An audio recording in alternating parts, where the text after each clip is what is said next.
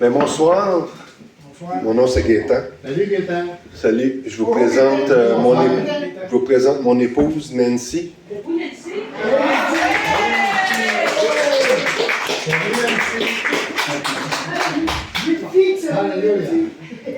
Au Québec, on a une expression qu'on dit c'est ma douce moitié. Ben pour moi, c'est pas ma douce moitié, c'est ma douce complète. Parce que ma femme est 100%, moi je suis 100%. Donc on est 200%. Amen. Elle n'est pas la moitié, elle n'est pas 50. Donc on fait 1 par exemple, mais on est 200%. C'est merveilleux, hein? Ouais. Donc c'est ça, c'est ma douce complète. On faudrait changer ça, cette expression-là. On va révolutionner le... C'est ma douce complète.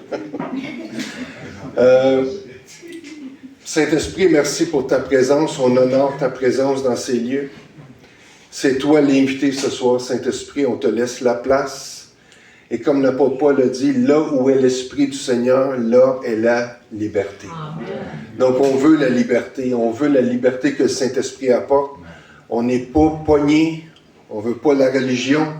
On veut une relation. On veut que le Saint-Esprit se manifeste. Le Saint-Esprit produit son fruit en nous. Et il nous donne aussi ses dons. Et on en a besoin. Donc, Saint-Esprit, on honore ta présence. On te laisse plein accès, que tu puisses nous utiliser. Et merci parce que tu représentes Jésus sur la terre.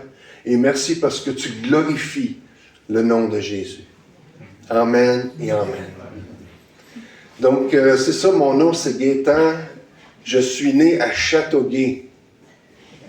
Vous connaissez la toune, hein? Dimanche au soir à Châteauguay, l'été pendant au bout du quai. Vous êtes tous pas mal dans cette catégorie d'âge-là, hein?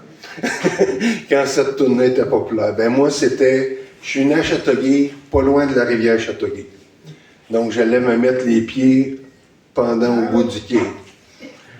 Je me mettais pas les pieds dans l'eau parce que à Châteauguay, c'est là que tout arrive des États-Unis.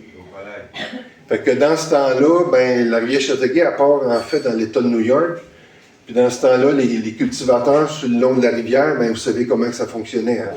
Tout allait dans la rivière, fait que c'était à Châteauguay qu'on héritait des restants. Fait que je mettais pas mes pieds dans l'eau. Puis je me baignais pas dedans non plus. Non.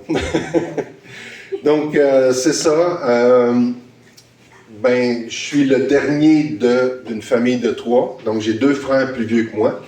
Il y en a un qui a 9 ans plus que moi, puis il y en a un qui a 8 ans plus que moi.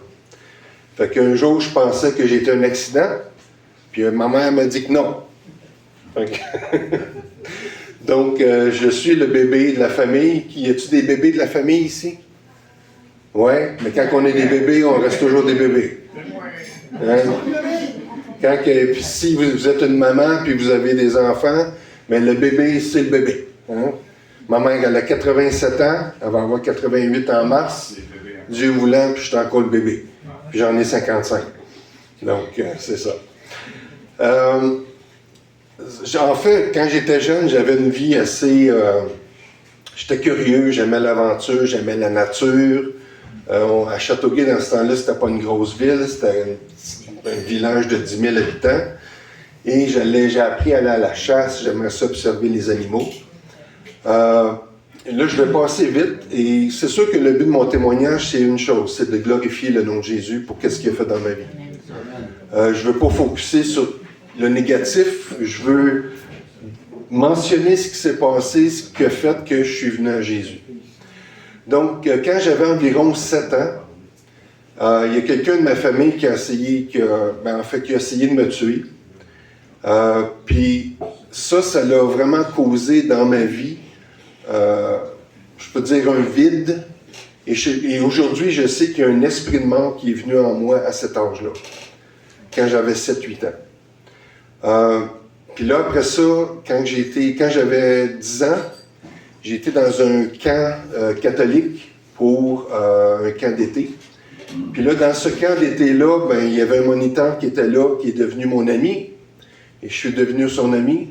Et il m'a abusé sexuellement. Puis là, ben c'est ça. Puis là, après ça, je ne voulais plus aller au camp. Mais j'avais dit à ma mère que je ne voulais plus y aller, puis elle m'a demandé pourquoi, puis je n'y ai jamais dit. Mais là, aujourd'hui, elle connaît mon histoire. Mais je ne voulais pas aller au camp justement pour ça.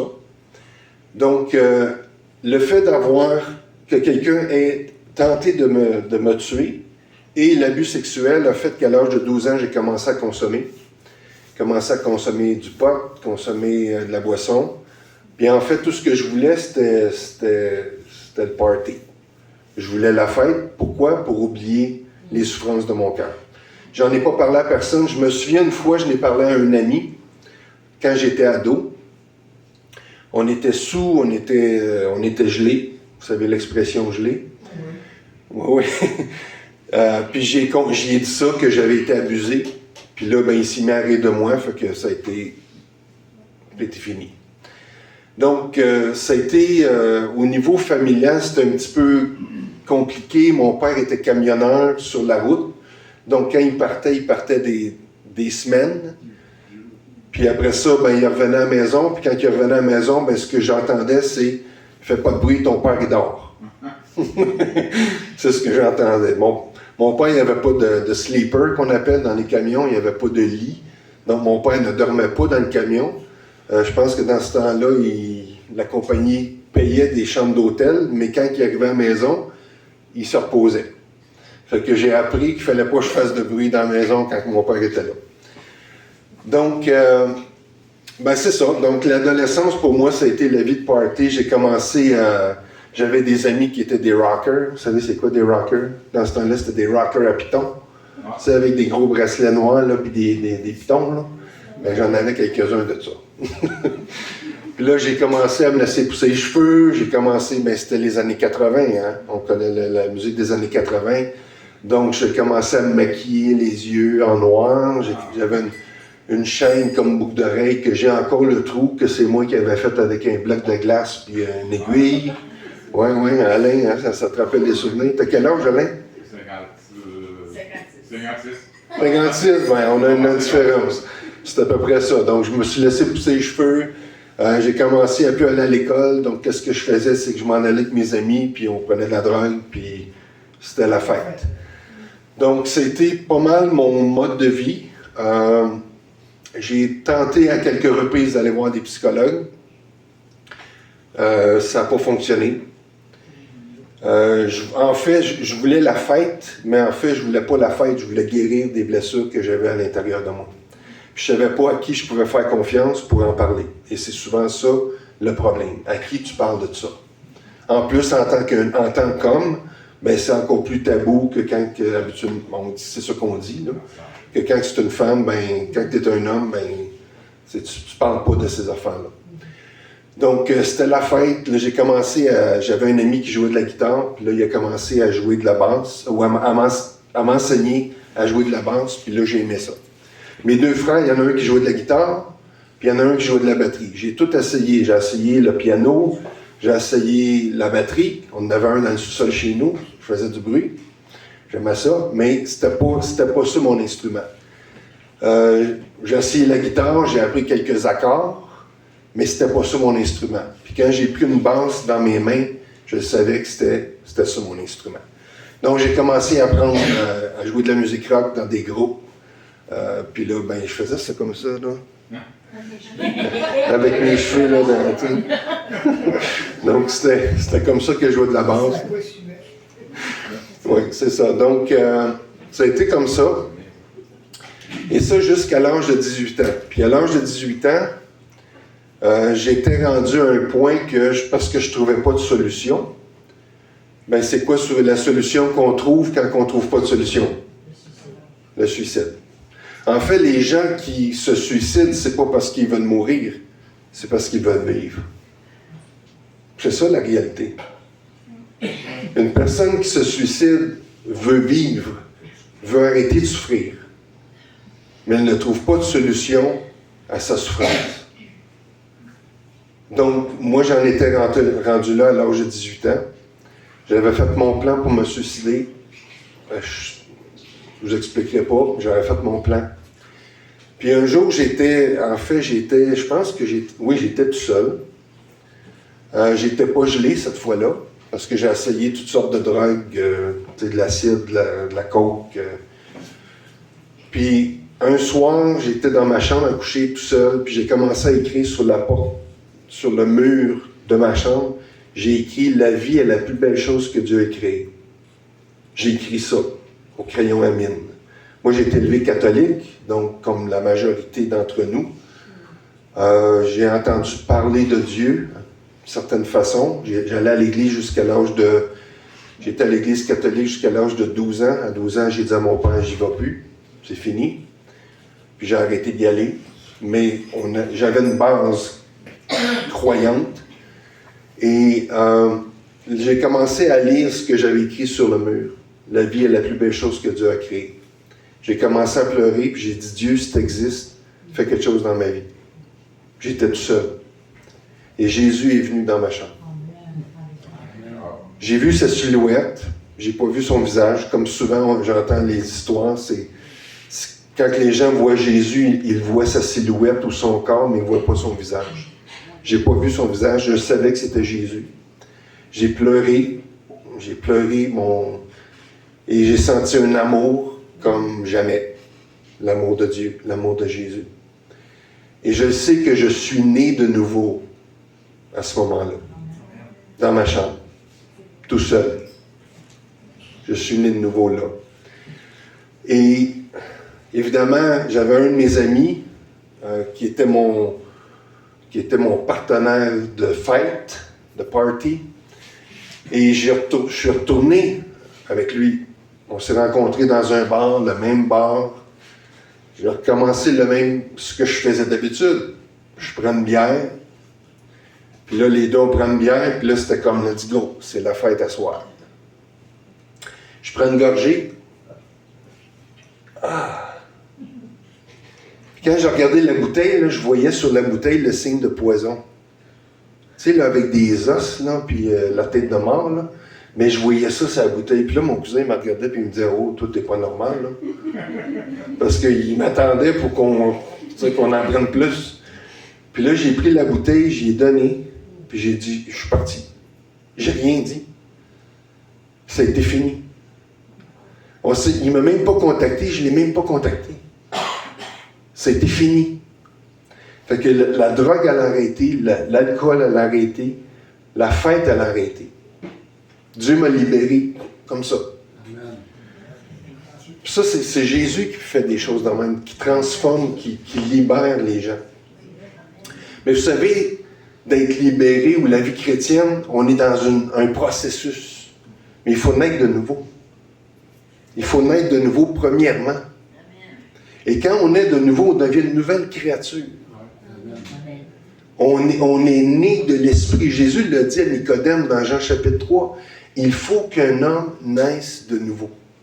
Là, Nicodème, il ne comprenait pas ça. Il dit quoi? Il dit, faut-tu qu'un homme retourne dans le ventre de sa mère puis qu'il naisse de nouveau? Là, Jésus, il a dit non, ce qui est chair est chair, ce qui est esprit est esprit. Donc, il faut naître de l'Esprit. Et comment est-ce qu'on naît de l'Esprit? C'est en reconnaissant que Jésus est le Seigneur. Romains 19, si tu confesses de ta bouche que Jésus est le Seigneur, et si tu crois dans ton cœur que Dieu l'a ressuscité des morts, tu seras sauvé. Amen. Aussi simple que ça. Pas besoin d'aller allumer des lampions à l'église, pas besoin de faire toutes sortes d'œuvres, simplement de croire dans le nom de Jésus, qu'il est le Seigneur. Et là, ma vie a été transformée, mais là, moi, j'avais encore mes cheveux longs. Je ne l'ai pas coupé. Ça, je ne l'aurais pas donné à Jésus. J'avais encore ma boucle d'oreille. Mais là, je connaissais un professeur de musique, de guitare, qui m'avait enseigné un peu à jouer de la basse. Puis lui, il était chrétien. Puis je me souviens d'un monsieur, quand j'étais ado, j'avais 16 ans, puis je faisais du pouce. Y a-t-il quelqu'un qui a déjà fait du pouce? Oui. Oh, ouais. Là, il n'y en a plus beaucoup qui font du pouce, là. Parce qu'il n'y a personne qui embarque le monde. Mais moi, j'ai fait du pouce. Puis il y a un monsieur qui m'a embarqué. Roger Lafleur de Beauharnois. Beauharnois, c'est pas loin de Châteauguay. Il m'a embarqué, puis il me parlait de Jésus. Moi, je pense que je m'en allais au centre d'achat à Châteauguay. Puis là, j'avais du hâte qui me débarque.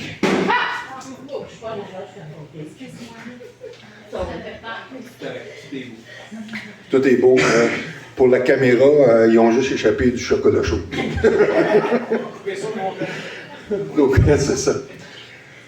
Donc, il y a un monsieur Roger Lafleur qui m'a embarqué. Puis là, il me parlait de Jésus. Je pense que ça a duré à peu près 15-20 minutes. Puis quand on est arrivé au centre d'achat, j'ai ouvert la porte puis je suis parti à courir. Ça, je me souviens de ça. Mais je me souviens pas ce qu'il me disait, mais je sais qu'il me parlait de Jésus. Puis il n'y a pas longtemps, je l'ai rencontré à Bois-Noix. Il était encore chrétien, Dieu merci. Puis, en fait, ça a été une semence dans ma vie. Puis là, faut pas... Tu sais, Jésus a dit, un semeur sorti pour semer. La parabole de celui qui sème. Nous, notre travail en tant que chrétiens, c'est de semer. Amen. Et Dieu, lui, des fois on arrose, des fois on sème, mais c'est Dieu qui fait croître. Donc, il ne faut pas se relâcher. Un semeur sorti pour semer. Notre travail, c'est de semer la bonne nouvelle. Et la parole de Dieu ne retourne pas sans avoir fait son effet. Amen. Amen. Donc, là, j'avais reculé à l'âge de 16 ans, je reviens à l'âge de 18 ans. Là, je contacte ce professeur de guitare-là un vendredi soir. Je me souviens même pas pourquoi. Je pense que j'avais des questions par rapport à comment jouer de la basse, tout ça. Finalement, sa mère, qui est chrétienne, elle dit « Ah, il n'est pas ici, mais il est à l'église, c'est la réunion de jeunesse. Tu peux y aller. »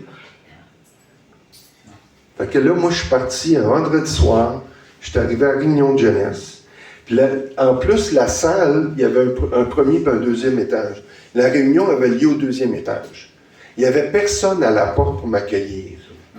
Mais au moment que je suis arrivé à la porte, il n'y avait pas personne. Il y a quelqu'un qui est descendu, qui a ouvert la porte, puis il m'a dit « Bienvenue ». Puis après ça, j'ai demandé, j'ai dit « Qu'est-ce que tu faisais là? » Il dit « Je ne sais pas ». Et Dieu savait que j'avais besoin de quelqu'un pour ouvrir la porte parce que je ne serais pas monté. Dieu, il utilise des gens, puis des fois, on fait des choses qu'on ne sait même pas que Dieu nous utilise. Donc, je suis arrivé là, puis là, il y en avait qui me connaissaient. Puis là, je me souviens, la sœur de celui qui jouait de la musique, elle dit « Gaétan, qu'est-ce que tu fais ici? » C'est ça qu'elle a dit quand elle m'a vu. Puis moi, j'avais mes cheveux longs, là. Tu sais, il était quand même cheveux longs, frisés. Là, j'avais pas de maquillage. J'avais mes jeans bien serrés, là. Il fallait que je prenne un zip pour une paire de pinces pour les zipper, là, tu sais, là. Tu sais, vous vous souvenez un petit peu comment c'était, là? Ah ouais, je prenais une paire de pinces, puis là, je faisais... Là, je parlais comme ça, là! Là, j'avais mes bottes de cow-boy. Là, je suis arrivé là, puis là, il parlait de faire un voyage aux îles de la Madeleine.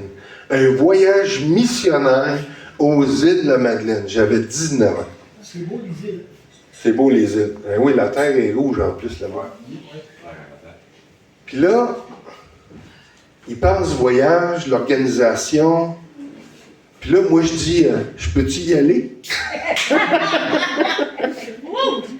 Ma première soirée, je viens d'arriver. Je leur demande est-ce que je peux y aller. Je pense que j'avais déjà un esprit missionnaire en moi à 19 ans. Puis là, je me souviens, le pasteur de jeunesse, il m'a regardé, il a dit, on va y penser, puis on va te revenir. Ouais, c'est ça. Non, en fait, je pense que je ne sais pas si je l'avais encore, mais je sais que c'était une chaîne que j'avais. Une chaîne d'argent qui venait jusque-là. Là. Mais le Seigneur m'a déchaîné, hein, fait que je ne l'ai plus. Puis là, je me souviens, je me souviens pas combien de temps, ça fait quand même quelques années, mais ils m'ont dit, tu peux venir avec nous autres. Wow!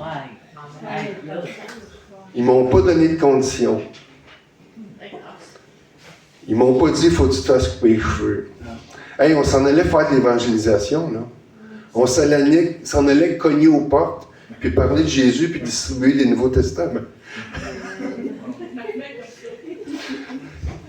C'est quelque chose. J'ai été accueilli, j'ai été accepté.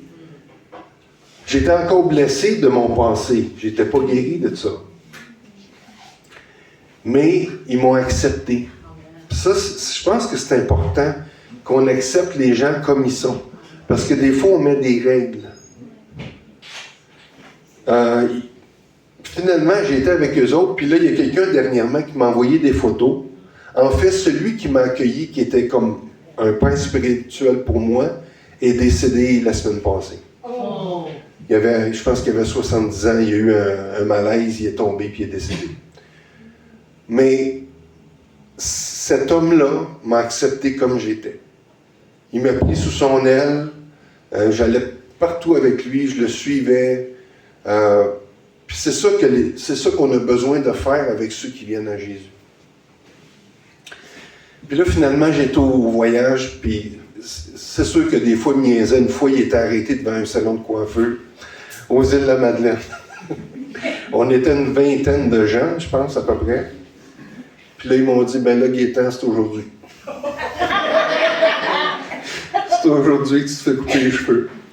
Fait que là, je lui disais, êtes-vous sérieux? Puis là, il disait, ouais, aujourd'hui, là, si tu te fais pas couper les cheveux, tu continues pas avec nous autres. Finalement, c'était une joke. Ils se sont tous mis d'accord. Fait que là, je me souviens que j'avais une photo de ça, que je m'étais tous mis les cheveux dans la casquette. Puis comme ça, j'avais de l'air que je m'étais fait couper les cheveux. T'sais. Mais finalement, c'était une joke, il faisait juste me taquiner. En 1990, il y en a qui m'ont dit « Tu as un appel sur ta vie ». En 1990, je suis rentré à l'école biblique. Mais j'avais les cheveux courts à ce moment-là. Je m'étais fait couper les cheveux entre 89 et 90. Puis j'ai fait mon 3 ans d'école biblique. C'était très bénéfique pour moi, au niveau biblique, théologique. Mais ce que je me rendais compte, c'est que j'étais à l'école biblique, mais que je ne fitais pas avec les autres. En fait, pour ceux qui ne sentent pas, qui fitent, ou qui... Comment ça se dit en québécois? Vous comprenez tout ça, fit, là? Oui. Des fois, on ne fit pas. J'avais dû fitter. De quoi? Oui, il fallait, c'est ça. Mais je ne fitais pas. Il me semble que j'étais différent des autres. T'sais. Puis dans ce temps-là, tu étais soit pasteur, enseignant ou évangéliste. C'était ça. Les apôtres et les prophètes, ça n'existait plus. On n'en parlait pas. Fait que moi, je ne comprenais pas, je me disais, puis là, il y en a qui me disaient, tu vas devenir pasteur? Non. Ben voyons, tu es à l'école biblique, il faut que tu sois pasteur? Non. Même pas comme pasteur, tu ne seras pas content. Parce que je savais que c'était pas mon appel. Fait que là, ils m'ont dit, ah, tu es un évangéliste. Ben je ne sais pas, moi, qu'est-ce que je suis, là, mais une chose que je sais, c'est que je ne suis pas un pasteur. Je ne veux pas m'occuper d'une église. C'est pas mon appel. Puis finalement, ça n'a jamais... Tu sais, il y a eu une courte période dans ma vie que Dieu m'a mis comme pasteur dans une église pour que je comprenne c'est quoi être pasteur. Puis je peux vous dire que dans les 5 ministères, je pense que celui de pasteur, c'est le plus dur. Il est toujours avec les mêmes personnes, il entend toujours les mêmes problèmes. C'est pas mal ça. Il est toujours à la même place. Il y en a qui sont contents de ça. Il y en a qui c'est leur appel de faire ça. Mais nous autres, c'est pas notre appel. Nous, on est appelés à bouger. On est appelés à établir. C'est ça qu'on fait. On est des pasteurs mobiles. On est des pasteurs mobiles, c'est ça. En fait, on est des pasteurs des nations. Dieu a mis sous notre charge des pasteurs qui sont dans d'autres nations, puis on s'occupe d'eux autres, puis on prend soin d'eux autres. Donc, l'école biblique a été un lieu de formation. Puis là, j'avais un professeur qui vient de Sherbrooke, Denis Morissette. Vous connaissez Denis Morissette? Bien, Denis Morissette m'enseignait à l'école biblique. Puis là, je me plaisais à l'imiter. Mais il n'aimait pas ça, là. Il me disait... Parce que, tu sais... En tout cas, je ne le ferai pas, là. Peut-être qu'il va écouter ça. Salut, Denis, si tu écoutes ça. Mais là, lui, il faisait de la relation d'aide. Il enseignait sur la relation d'aide. Puis là, dans un cours, il a commencé à parler de l'abus. Abus physique, abus psychologique, abus sexuel. Puis là, dans l'Atlantique, j'ai commencé à pleurer. J'étais un étudiant d'école biblique. dans le cours, je commence à pleurer. Puis là, j'ai dit, mais qu'est-ce qui se passe? Là, je voulais en savoir plus sur la question de l'abus sexuel. Puis là, il m'a dit, viens me voir après le cours. Fait que j'ai été le voir, puis là, j'ai commencé à aller le voir, à venir à Sherbrooke. Hey, c'est vrai. Je partais de Laval, puis je m'emmenais à Sherbrooke, puis je venais le voir toutes les 2 semaines. Fait que c'est comme ça que Dieu a commencé un processus dans mon cœur de guérir mon cœur qui était brisé, qui était blessé. L'environnement ou l'église où je venais, où je fréquentais, ne croyait pas qu'un chrétien pouvait avoir un démon. Puis il ne savait pas comment chasser des démons. Fait que moi, personnellement, tout seul dans ma chambre, le Saint-Esprit m'a enseigné comment chasser des démons. J'ai chassé un démon de moi-même. Puis quand je l'ai chassé, j'étais couché sur le lit. Quand je l'ai chassé, j'ai levé à peu près... ça, c'est combien? Ça, c'est 3 pieds? 3-4 pieds de mon lit dans les airs. 34 pouces et demi. 34 pouces. Merci beaucoup. On a un architecte dans la salle. Fait que le Saint-Esprit me dit quoi faire. Mais je lisais la parole, puis là, j'ai pris autorité sur l'esprit impur. Parce qu'il y avait un esprit impur. Puis il est sorti. Amen. Merci Seigneur. Ouais. Donc, ça, c'était un autre apprentissage. T'sais, en fait, on est appelé à chasser les démons. Ceux qui auront, Marc chapitre 16, voici les miracles qui accompagneront ceux qui auront cru. En mon nom, ils chasseront les démons. Donc, c'est à nous autres à faire ça. Jésus a besoin de l'Église, a besoin de nous autres pour faire ça. Parce que Jésus est assis à la droite du Père présentement. Il a besoin de nous autres. Il a besoin de toi. Là, tu dis, mais comment qu'on fait ça? Ben, on l'apprend. On apprend comment faire. On cherche des démons, puis on apprend à les chasser. Donc, ça a été le processus. Là, je vais en arriver, parce que là, ça risque d'être long. Je vais en arriver à un processus qui est très important, et c'est le processus de pardonner. Jésus a dit, si vous ne pardonnez pas aux autres leurs offenses, le Père céleste non plus vous pardonnera pas vos offenses. Est-ce que c'est facile de pardonner? Pour vous, oui. Il y a des gens que c'est pas facile. Puis plus que la blessure est profonde, plus que c'est difficile. Et dans le royaume de Dieu, le pardon, c'est pas une option. La réconciliation, oui. Ce sont 2 choses différentes. Ça ne veut pas dire que parce que tu pardonnes à quelqu'un qu'il faut que tu te réconcilies avec la personne. C'est 2 choses différentes. Puis pour pardonner à quelqu'un, pour dire à quelqu'un « je te pardonne », on n'a pas besoin de l'avoir. On n'a pas besoin qu'elle vienne nous demander pardon. On peut être seul dans notre chambre à coucher, puis dire « je prends la décision de pardonner à cette personne-là ». Pardonner, ce n'est pas une émotion. Parce que si tu attends une émotion pour pardonner, tu ne le feras jamais. C'est un choix. Parce que, tu sais, il y en a qui vont dire « ah, je ne le sens pas ». Mais non, c'est sûr que tu ne le sens pas. C'est sûr. Je te garantis que tu ne le sentiras pas. Mais c'est un choix. Et nous, dans notre ministère, on était au Mexique pendant 7 ans. Dieu nous aurait, en fait, puis on était aussi en Alberta. Dieu nous aurait appelés de l'Alberta au Québec au mois de juillet cette année. Et quand on fait du ministère, on amène les gens à pardonner, à faire le choix. Puis je vois l'image de ce jeune homme-là dans 20 ans au Mexique. Puis là, on prie pour les gens à la fin, ils viennent me voir. Puis il était plus grand que moi. Ça, c'est un miracle pour un Mexicain. Habituellement, ils sont là. Mais là, lui, il était un petit peu plus grand que moi. Puis il était quand même costaud. Fait que là, il vient me voir, puis là, je sentais dans l'esprit qu'il y avait de l'amertume dans son cœur. Puis là, je dis, as-tu de l'amertume dans mon cœur? Puis il faisait ça comme ça. Ça veut dire oui puis non, t'sais.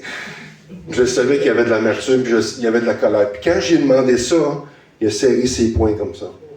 Il était comme ça. Puis il était raide, là. Puis j'ai dit, la seule façon d'être libéré de l'amertume que tu as, c'est de pardonner à la personne ou les personnes qui t'ont fait du mal. Puis là, il était comme ça, là. Puis j'étais sûr qu'il allait me frapper. Je me plaçais en mode police. Les mains ouvertes, puis comme ça, en 45 degrés. J'étais sûr, sortir les guns spirituels. Fait que là, j'ai dit, la seule façon de t'être libéré de ton amertume, c'est de pardonner. Est-ce que tu veux pardonner? Puis là, il a dit oui. Il a dit oui. Puis là, je l'ai juste conduit. J'ai dit, juste conduire avec une prière, parce que souvent, les gens ne savent pas quoi dire. Juste conduire puis dire, je décide ce soir de pardonner aux personnes qui m'ont blessé. Puis il l'a dit, puis il a répété, puis il s'est mis à pleurer en sanglots. Pleurer à chaudes larmes. Puis là, je l'ai pris dans mes bras, puis il a déguédi. Parce qu'il était de même. Puis là, je l'ai pris dans mes bras, puis je l'ai serré, là. Puis là, il s'est rendu. C'est ça qu'il a fait. Il s'est rendu. Puis là, après ça, on était prié pour d'autres. Puis là, quand on a fini de prier pour lui, il y a d'autres personnes qui ont été le voir, puis l'ont embrassé, puis il continue à prier, à pleurer. Puis il a été libéré. Amen. Donc, s'il y a des personnes dans ton cœur que tu n'as pas pardonné, puis comment qu'on sait ça, qu'on n'a pas pardonné ou qu'on est encore blessé? Quand leur face revient. Quand l'événement revient, puis que les sentiments montent, puis que tu as le goût de faire... tu as le goût de faire du steak haché. Ça veut dire qu'il y a encore de l'amertume. Médium Seigneur, oui. Ça veut dire qu'il y a encore de l'amertume. Ça veut dire que c'est pas guéri. Puis des fois, le processus du pardon, c'est un processus. Moi, il y a 2 personnes, en fait, que j'ai voulu tuer dans mon adolescence. Je me couchais le soir, puis je pensais comment j'allais les tuer. La personne qui a voulu essayer de me tuer, puis la personne qui m'a abusé. À tous les soirs ou presque, je pensais comment j'allais faire ça. C'est un processus dans ma vie de réellement pardonner. De répéter souvent, je te pardonne. Je te pardonne pour qu'est-ce que tu m'as fait. Et ça a pris un certain temps. Et Dieu transforme nos cœurs. Je peux dire aujourd'hui que je suis libre. Amen. Et ça fait du bien d'être libre. Quand tu te couches le soir, puis c'est clean. Tu sais, là. Puis ça arrive des fois qu'il y a des gens qui me disent des choses que ça me blesse. Parce que je ne suis pas encore mort. On est supposé d'être crucifié. Tu sais, la chair est supposée être crucifiée, ça croix, mais des fois, elle revient à la vie. Puis des fois, il y a des gens qui nous disent des choses, puis ça nous blesse. Est-ce que ça vous arrive? Oh, ben oui. Ben oui. En fait, ça va probablement nous arriver jusqu'à temps qu'on meurt. Il y a des gens qui nous disent des choses, qui font des choses, ça nous blesse, mais c'est important de garder le jardin de notre cœur pur. Donc, à tous les soirs, je demande au Saint-Esprit de scanner mon cœur. Y a-t-il quelqu'un, y a-t-il quelque chose sur mon cœur qui ne devrait pas être là? Et ça arrive que quand il y a un scan, ça fait pip, oups, il y a quelqu'un, bon, là, je pardonne à cette personne-là pour qu'est-ce qu'elle a dit, ça m'a blessé, je la pardonne, Seigneur. Ou qu'est-ce qu'elle a fait, ou qu'est-ce qu'elle n'a pas fait, ou qu'est-ce qu'elle n'a pas dit. Vous savez, des fois, on a toutes sortes d'attentes. Donc, c'est important de garder notre cœur. Dans le Proverbe chapitre 3, ça dit « Garde ton cœur plus que toute autre chose, car de lui vient la source de la vie. » Donc, c'est important de garder notre cœur. Donc, on va prendre du temps pour prier ce soir. Amen. C'est correct, Carole? Alors, moi, j'ai pas de problème avec ça. Je me sens plus colère de personne. Ben, je suis bien content. On va prendre du temps pour prier, pour ceux qui ont besoin de prière. S'il y en a qui ont besoin de pardonner à des personnes, je ne sais pas si je devrais vous demander de lever la main, mais je ne le ferai pas. Si on sera au Mexique, je le ferai, puis le monde là-bas sont moins gênés. Là, c'est comme moi, oui, oui, oui. Ici, on est un petit peu plus, je ne sais pas pourquoi, là, plus réservé. Donc, pardon? On est timide. Ah, vous êtes timide, oui, c'est ça. Fait que qu'est-ce qu'on va faire? Mon épouse va se joindre à moi, on va prier pour... si vous avez besoin de prière, on va vous inviter à venir ici en avant. Pour quelque raison que ce soit, ça peut être même un besoin physique. Si vous avez des douleurs dans votre corps, on s'offre parce que ça fait partie de notre héritage de guérir les malades. Amen. Marc 16 aussi. Ils chasseront les démons, ils saisiront des serpents. S'ils boivent quelques breuvages mortels, ça ne leur fera pas de mal. Ils imposeront les mains aux malades et les malades seront guéris. Donc, c'est une promesse. C'est notre héritage en tant que croyants. Amen. Donc, si vous n'êtes pas à l'aise avec le fait qu'on vous impose les mains, dites-nous-le, on respecte ça sans problème. Donc, faites juste nous dire, je veux pas que vous n'avez pas besoin de crier, là, juste, juste de dire, je préférais que tu ne m'imposes pas les mains, c'est bien correct comme ça. Donc, on va prendre le temps qu'il faut. Puis s'il y en a qui ont des besoins, ben sentez-vous à l'aise. Je vais arrêter la vidéo pour pas... Oui, ça ne sera pas public. Ça va être privé. J'aimerais ça vraiment. J'apprécierais. Absolument, merci de l'offrir.